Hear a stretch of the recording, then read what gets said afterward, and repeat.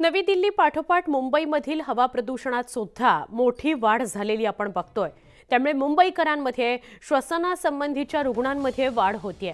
मुंबईच्या जे रुग्णालयाने ही रुग्णवाढ लक्षात घेऊन श्वसनासंबंधीच्या रुग्णांकरता विशेष ओपीडी सुरू करण्याचा निर्णय घेतलेला आहे। या विशेष ओपीडी मध्ये सध्या 20 बेड्स राखीव आहेत। या ओपीडी मध्ये रुग्णांकरता आणखी कोणकोणत्या सुविधा आहेत याचा आढावा घेतला आमचे प्रतिनिधी प्रशांत पांडे यांनी।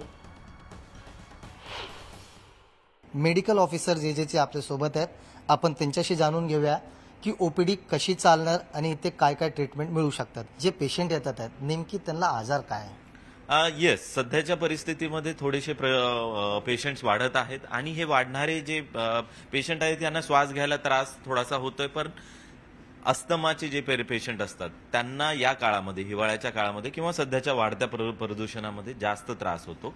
तशा प्रकारचे रुग्ण ओपीडी मध्ये आमच्या येत आहेत। दर दिवशी 50 ते 100 रुग्णसंख्या वाढलेली आहे। येत्या काळामध्ये कदाचित ते वाढू शकतात, परंतु सध्या परिस्थितीमध्ये मागच्या 7 ते 8 दिवसांमधून 50 ते 100 रुग्ण हे वाढलेले आहेत। हे जे विशेष वॉर्ड आहे ह्याचे दृश्य मी दाखवतो की आपण पाहू शकता की 20 बेड इथे राखीव ठेवण्यात आला आहे।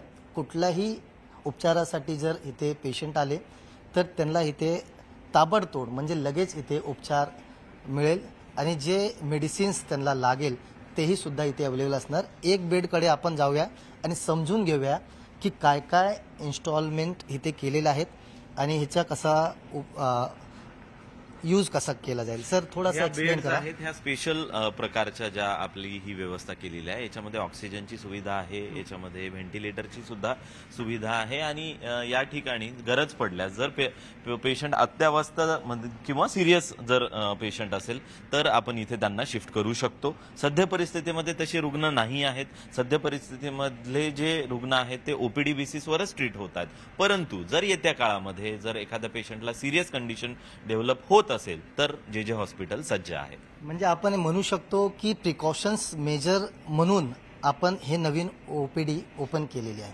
हां, एक आपण फ्युचरिस्टिक म्हणून की जर सर्ज झाला, पेशंटची रुग्णसंख्या वाढली तर शासकीय रुग्णालय म्हणून जे हॉस्पिटल तत्पर आहे। कॅमेरामॅन अविनाश लोंढेसह प्रशांत पांडे, न्यूज 18 लोकमत।